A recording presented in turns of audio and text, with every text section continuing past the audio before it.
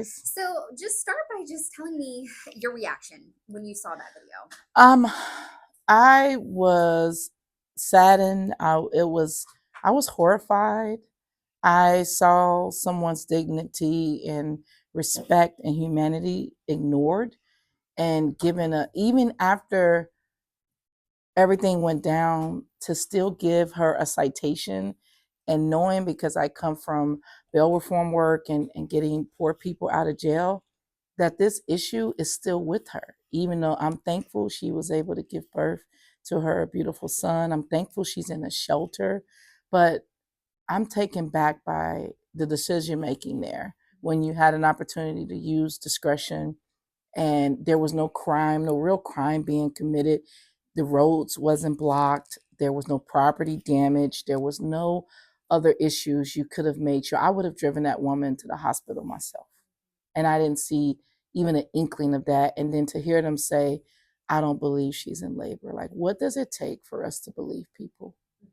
Right. And so you mentioned that she's in a shelter now. Have you reached out to her or her attorney? I have reached out to her attorney, and I've had my we work as an organization, so putting on my vocal hat, I've had Jennifer Twyman reach out to her attorney and tell them that we're here at any disposal to help in any way that we can, and that we're glad she's okay. And I heard it in her voice when she said, "Just stay away from me."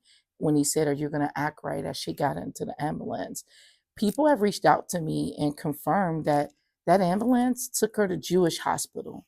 That if you know our city, doesn't even have a labor and delivery department. And all of our hospitals are within a circle, a radius.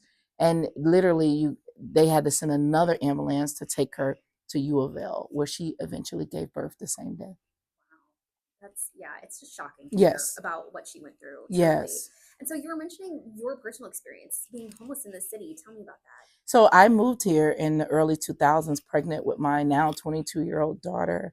Homeless. I had three daughters, and then I was pregnant with the fourth, and I had a whole plan. Stayed at the extended stay. They went up on my rate. When they went up on my rate, I had already exhausted all of my savings and the money that I brought down. I was forced to try to find shelters, and I slept on the streets and in my car with my kids. I could have lied and gotten a place at the Center for Women and Families. But I even though I've been through domestic abuse, I didn't want to take that opportunity from another family. Sometimes it does make you feel like you need to lie to get services. And when I see somebody being brutally honest, I try to meet them where they at. And so because I had a big family, which was considered bigger now, because I have six kids now, I only had those three and a half then. But Shelby and Market, when Wayside Christian Mission was on Shelby and Market, I slept in the car. And back even now, you can pay a daily rate at a YMCA per person. And back then it was $9. So we could go there, we could take a shower. And I had to keep calling the shelters. I mean, it's more coordinated now. But even on any given week now, there's never really more than 1 to 2 to 3 beds ready. And there's hardly never any available for families. So I kept calling, and Lynn Coleman, bless her soul, she said, just keep calling back. I think I have somebody moving out soon. So over in a week and a half later, I called and she said they moved out, and I moved right on the third floor, right across from the Mayan Cafe. They put me in a bunk bed and I was on the bottom, and I put my daughters on top.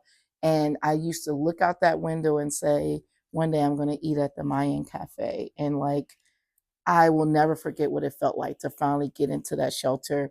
I stayed there over 2.5 months, navigated the system, jumped through all the hoops, and then was able to get housing. But I had to still give birth at the shelter. I had to still give birth while at the shelter because I didn't have any family or loved ones or anybody even to be at the hospital with me. So I know what it's like to bring your baby back to the shelter. My daughter caught RSV. A lot of the babies in the shelter at that time did, and it caused chronic asthma. She had to get a spinal tap. It was the scariest moments of our life. And then we were able to find an apartment and find housing. And so that journey, I remember that. And it had traumatic moments. But what I saw yesterday was terrifying and traumatic for someone about to bring a life into this earth under such distress. And I felt every word she said. I felt her tears. And even in the beginning when they approached her, she said, I think I'm going in labor, okay? She knew that they were coming to clear her out. They weren't coming to offer services. And why are we spending our money on state-run, state-owned highways and overpasses? And I knew when I looked at, because I've been homeless and I've been on the streets and we do outreach, I knew exactly where she was. She was over there near the very skate park where they towed her RV vehicle. So when I see the statement and it says, you know what, she was about to have that baby in deplorable conditions. And then I realized that if you all hadn't told her RV and it didn't cost $6,000 to get out, she would have been able to at least bring her baby home to her RV until they secured the place. But even then, you didn't take her to a hospital with a labor and delivery. And even now that she's in a shelter with her young boy, you didn't help her do that as well. No services were rendered, just criminalization. And that's what I saw in that whole process. And that's why I tried to speak out about it. Right, for sure. And so when we reached out to the mayor's office and LMPD, part of their response was, well, we offer services to these people and they turn it down. We offered services to this woman and she turned it down. What's your reaction to that? I think there's no trust there. And this definitely doesn't make people. Do you think somebody else pregnant and homeless would even attempt to take anything from them at this point? If people see that footage, and I know they released it, and that whole 18 minutes, I watched it twice. Everybody, I mean, what it takes to fall asleep outside under an overpass and then to be woken up by people who are supposed to be there to protect and serve and connect you, that didn't happen. The people were woken up. They were surprised. They tried to, give their information, and then they were given a citation. And these citations add up. And we have a camping ordinance that needs to be dealt with. We have House Bill 5, which is giving them more ammunition to do this with no real resources, with no real structures. And here's the thing. There was no public safety concern, personal concern for those folks, yes, but nobody was being hurt. No roads were being blocked. This is a state-owned road. This is a state-owned property, and the state has given a loose memorandum for Louisville to do what it needs to do, but Louisville does not have to criminalize people who are only there to be protected from the weather conditions. When you're out there and you're on the streets, those weather conditions can mean life or death. And in this case, I believe that her partner was going to get, which they've visited our building before at Vocal, Kentucky, right after their RV was towed months ago. And I remember that conversation, but I believe he went to get the help that he can get. And I believe that he would have told the emergency, the EMS, that she needed to go to a hospital with a labor and delivery. So I think that the mayor and the police need to do a better job with compassion and listening to people. They didn't listen to George Floyd. Look what happened. They didn't listen to Eric Garner and believe people. And yes, I imagine as a police officer, you hear everything you can, but you have to treat each case in an individual moment. You have to deal with their humanity, meet them where they are. And if you're trying to be a new police force, we just signed a consent decree based on people's rights being violated. And this officer Stewart is behind more than 90% of the citations that are going out. So this is his job every day to clear. They're not cleaning. They're clearing people out like they're trash. And they treat them like trash because they're not connecting them to real resources, because they're not funding it. I've asked for an accounting of how much these clearings, how much the police time, how much the equipment time, the materials, the outsourcing you're doing, how much is the whole accounting of each one of these encampment clearings? And why wouldn't you put that money into, Louisville Manor just closed. It's already set up for individualized living. Why wouldn't you put that money into Arthur Street Hotel, that places where people can actually be taken to go? Hope Village, all these places are ready, are doing the work, and then they don't even call none of us. They called Sylvia Goodman about her article, but they didn't call the many community partners who work together every day doing outreach to do this work. They don't call me, even though I'm directly impacted. I'm on the board of the coalition. I helped, even while I was homeless, establish the Affordable Housing Trust Fund. I care. I'm not here just to be an antagonist. I'm here to lift up the humanity in the people that we all committed to serving. And so I think that they need to do some really deep thinking and get people at the table that are not just yes people, people that do challenge them to be compassionate, to do what's right by the greater good. I don't think anybody who had the choice would have gotten a call to say, hey, there's a pregnant woman under overpass, should we give her a citation or should we drive her to a hospital? I think most of us would have chosen to drive her to the hospital and forego that citation.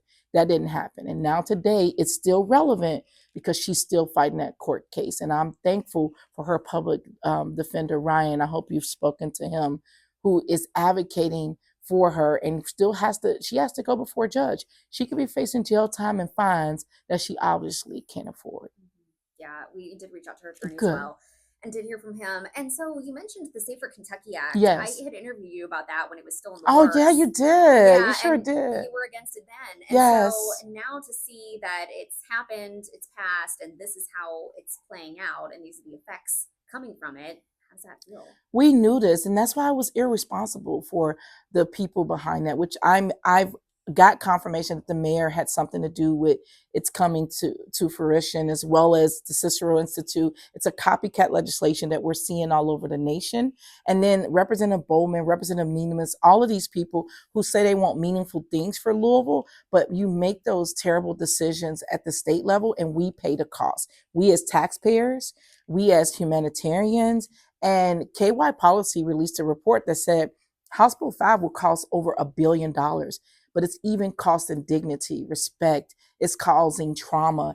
It is too expensive for us to afford. It's not the Safer Kentucky Act. It's going to continue to cost us more money. And I actually think they're using it as a gateway to open a new jail or prison in Louisville. And that if they build it, then they're going to fill it. And they're going to do it on the back of homeless people. And that's what you saw happening yesterday with the criminal on the video. It didn't happen yesterday, but on the video, that's what you see. The criminalization of poor people means that we know where they go. And jail is not meant to house homeless poor people.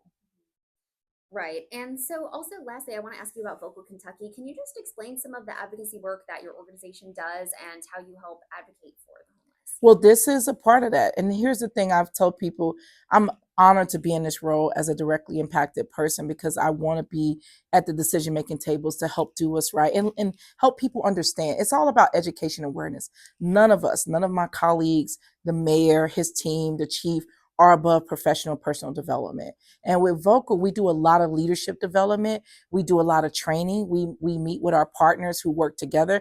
If they are stronger on an issue, we send our members and leaders and staff to be trained and understand. We meet people where they're at. We go out, we do outreach, we talk to them.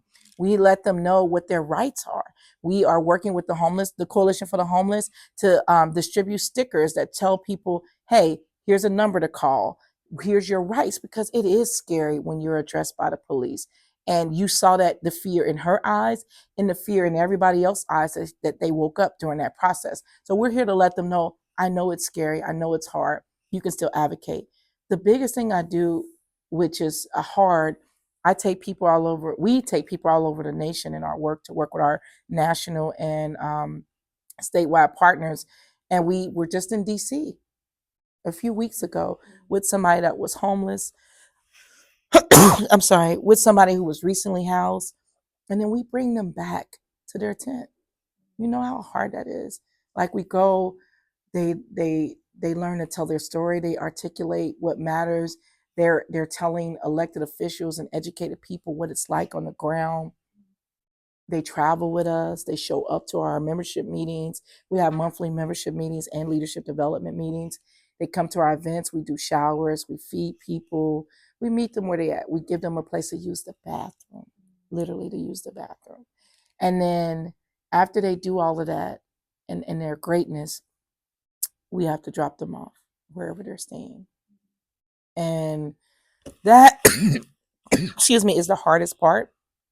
I've had someone ask me, why don't you take them all home? I don't have the capacity. I have. I let people sleep in my basement. I let people, it's a bigger problem. It's something that we all have to work on. And I get it can be challenging to open up your doors. I'm sorry. That's okay. And open up your home or even we have people who just make sandwiches and bring it, or hygiene kits. People enter this work in different ways, but it's violent in decision making to not honor somebody's dignity, to put a citation or a court hearing over the humanity of the person that's right there in your face. Because if she dies during this trauma, she's not showing up to any court, right? If she dies giving birth, she's not going to be able to show up. I am thankful, especially in this season where we're thinking about the less fortunate, where we're remembering our love and why we work so hard for our families and what we believe in. People want that too, even if they're on the street. She was waiting for her husband to come back with medical attention and help. And even during her distress, the focus was citing her because they've seen her before. Well, you're going to see the same homeless people around here and there. And not homeless people are rejecting care. I hated that notion when Nina Mosley of Wayside, a place where I stayed 2 times with my family, perpetuated that idea during the House Bill 5 negotiations and trying to figure it out and saying people just don't want to come in. No, some of you all have terrible rules and you only want to put your own values on people, and people still know what they want and love and want to do. There will always be people who choose to be in the streets, but the majority of people want to come in, but they want to be respected. They want to be treated with dignity. There's abuses and trauma that's happened in shelters from staff sleeping with some of the residents. I saw it myself while I was at Wayside, from just terrible things happening in the worst of your moments. And people are scared to speak out about it. And a place like Wayside is helpful, but it's a stop because it will never end homelessness. What Officer Stewart is doing will never end homelessness. He didn't do anything that got that woman housed. And if we don't listen and bring more resources to the table, this problem is going to continue to grow because our homeless rate continues to grow as we don't have enough shelter beds for people. And we brag and say we have the most, during the House Bill 5 discussion, we have more treatment beds per capita than any other place. But if people can't get there, what does that mean? If she couldn't get less than a mile to a labor and delivery room, then how are you thinking people getting to these available beds that you say are ready? So I think that these are solvable issues. I'm very saddened by what happened, but this is solvable if we meet people where they are. I'm hoping during this court process and during you all helping to share this story, that in her judicial process, that the judge gives her the decency, the respect she deserves, and gives her a chance to get things together. I think the discretion of the judge next is what's going to be most important. And then now that she's in the shelter, continue to do what she needs to do will help her get to another place. I don't want to see her lose her baby. I was scared of that when I gave birth. And you're scared. I didn't tell the father of my children because I didn't want them to know I was in a shelter, because I didn't want them to come and try to take my babies. So it is scary, and you're very vulnerable in that situation. And you can't really reach out because some people are judgmental. Some people think that all people who are unhoused are on drugs and substance use. That wasn't my problem. I just didn't have enough money to pay bills, and I got evicted, and I didn't have anywhere to go. And that is more the case with people than it is of substance use. And also, there's also mental health issues, and there's just also poverty and the wages that don't match the real estate, and the rent's going up, and people are making decisions. Some people are staying in abusive relationships just to have a place to stay. So I'm thankful that she is okay. I'm thankful that her son is okay. I'm hoping that she's able to navigate the judicial part of this, and she has a fighter on her side in her public defender.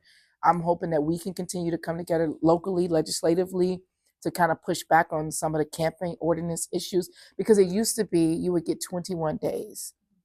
And if you come to stay somewhere and then the next day somebody else come, that's still a 21 day. But now, because of House Bill 5 and the changes to the camping ordinance, that's been eliminated, and they're using that as an aggressive way to clear these out. That's not public health. They don't care about that. They just want they want it out of eyesight. Well, it's pushing it more in my district. I got a notice from the Rave Alert that there's a cleaning coming January 7th in my district. It's going to go to the other districts. Primarily, people unhoused are downtown because of the proximity of our healthcare, of getting services, getting food, and that's why they're there.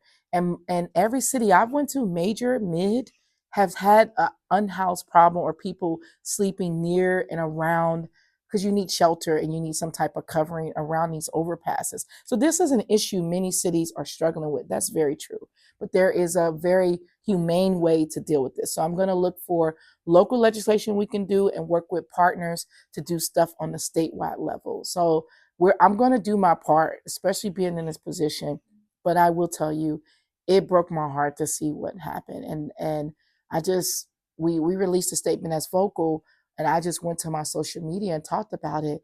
And I had police officers and EMS workers reaching out to me, messaging me and telling me, I'm not okay with this.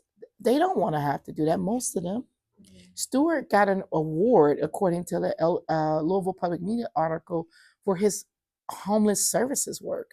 He's also pending a suspension for witnessing someone using use of force on a homeless person. I don't trust Stewart to be able to handle somebody with dignity and respect.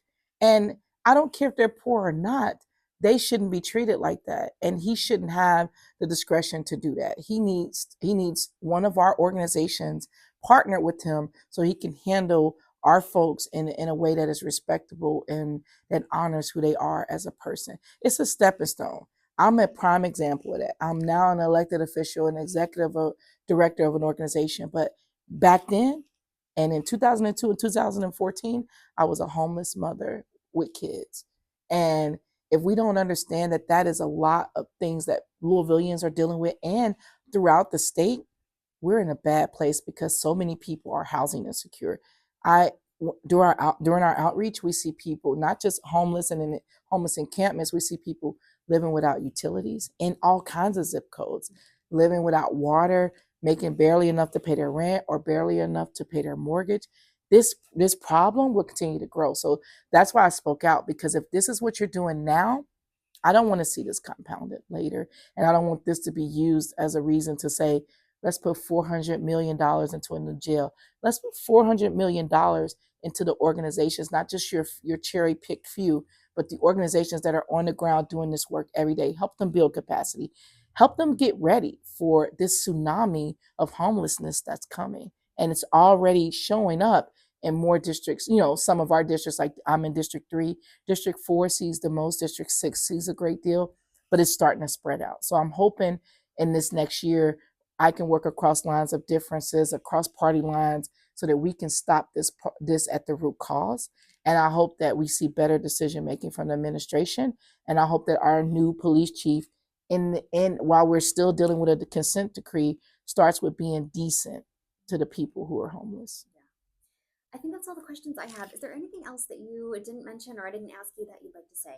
No, I think people are going to want to know what I'm doing next. And I'm looking for ways to work with my colleagues to build in some stops and barriers through legislation that helps stop this aggressive um, way that they're dealing with our unhoused community. So I'm going to do my part. I'm going to continue to support the good work that organizations are doing, from St. John's to Up for Women. There's a lot of amazing organizations that are doing what they can. I think it's our job is to help them build capacity, because they're actually meeting this need where it is. And I heard that there was a some type of honor or vigil for unhoused people today. I didn't know about that. And because I advocated against House Bill 5 doesn't mean that we don't want to be at the table when people are trying to do good things. Both things could be true. We have to hold the many truths, and we all have to take action to do what we can. But I'm here to be an advocate for my district, of course, but for the whole city, because this is going to continue to grow and people will not know what to do. And it is very dangerous to be outside unhoused and newly unhoused, because you don't know where to go. You don't know what to do. And I've seen it firsthand. We have on many occasions through the Rave Alert been able to get there before the clearing happens, help people get their stuff together. But some people got like bins and racks and all, and it's hard to watch them try to deal with that. And they come through with a dumpster and just throw it all away. So just imagine every day you go home, you got to restart your life. You got to rebuy everything that you come to use and know and love. And they don't think about it like that. So we're looking, storage facilities have declined We're looking for ways to bring that back so that people can store things so they can go stay in a shelter or figure out, because some of the shelters are making people leave in the morning. So you're leaving in the morning, you can't leave your things. You have to bring everything with you. And if you need to go to a job interview, I mean, I care about workforce development too. You need to go to a job interview, you need to go to a doctor's appointment or even a library, you're bringing everything your own with you. And so I want to do both and look at ways that we can improve the conditions that people are dealing with, and also look at ways that we can use legislation, the power of this office, to help move and improve the things that people see. And the people who are newly homeless are my biggest concern. Those who are unhoused right now during these weather conditions, and the people who are going to be joining the homeless community, and people who are sleeping in their cars and trying to figure it out like I did. So I'm going to be here. I hope folks call on us to the table. I hope we can help make, and we won't agree on everything, but we can do what's best for the community. Thank you.